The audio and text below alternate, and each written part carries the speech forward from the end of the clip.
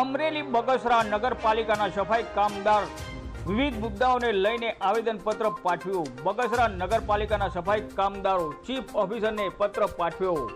સફાઈ કામદારોના વિવિધ પ્રશ્નો અંગે નગરપાલિકાના પ્રમુખને રજૂઆત કરી। સફાઈ કામદારોનો ચડતર પગાર ચૂકવવા અંગે આવેદન પાઠવવામાં આવ્યું।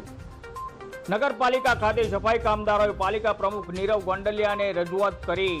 સફાઈ કામદારોએ હાઈકોર્ટની ગાઈડલાઈન મુજબ કામગીરી ફાળવી અને માપણી મની માંગ કરી। સફાઈ કામદારોનું શોષણ બંધ કરવાનું પણ જણાવ્યું। સફાઈ કામદારોની ખાલી જગ્યા ઉપર વર્ષોથી ભરતી કરવા રજૂઆત કરી હતી। 200 થી 250 સફાઈ કામદારોની જરૂરિયાત હોવા છતાં માત્ર 108 સફાઈ કામદારો પાસેથી વધારાનું કામ લેવામાં આવી રહ્યું છે।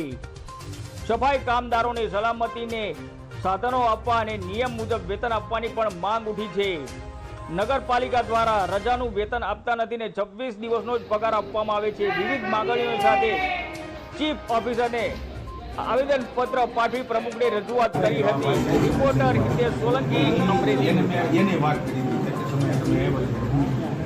મારું નામ હું બગસરા વાલ્મીકી સમાજનો પ્રમુખ હસમુખભાઈ જયરામભાઈ કુંભાર। હું મારા સફાઈ કામદારોના વિવિધ પ્રશ્નો લઈને પ્રમુખશ્રીને આવેદનપત્ર દેવામાં આવ્યા હતા। એને લગતા જાણે એક રેનકોટ ચોમાસામાં મળવાથી એના સાધનો સામગ્રી સાવણા આપવામાં આવતા નથી। 3 મહિનાથી પગાર કરવામાં આવતા નથી અને બિનજરૂરી કામમાં લોકો પટ્ટાવાળા છે, પછી સુપરવાઇઝર છે, ધમકી આપીને કામ કરાવે છે। નહીં આવો તો કાઢી મૂકવામાં આવશે, આવી ધમકીઓ પણ આપવામાં આવે છે।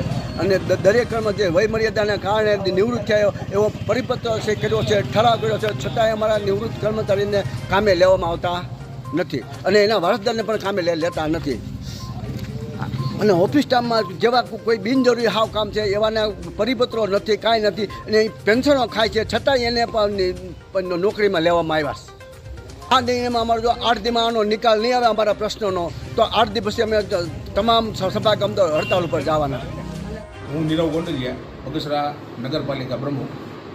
આજે સફાઈ કામદારો વિવિધ પ્રશ્નો સાથે મને આવેદન આપ્યું છે। અમે લાગતા વળગતા તમામ અધિકારીઓને સાથે લઈ રાખી અમે તમામ પ્રશ્નોનું નિરાકરણ થાય એવો અમારા 100% પ્રયત્નો હશે। મુદ્દાઓ તો આગળના એવા છે ના સાધનો લેવા, બીજા ત્રીજા કોઈ પગાર લેવલના પ્રશ્નો છે, એ પ્રશ્નોના અમે નિરાકરણ કરવાના છે।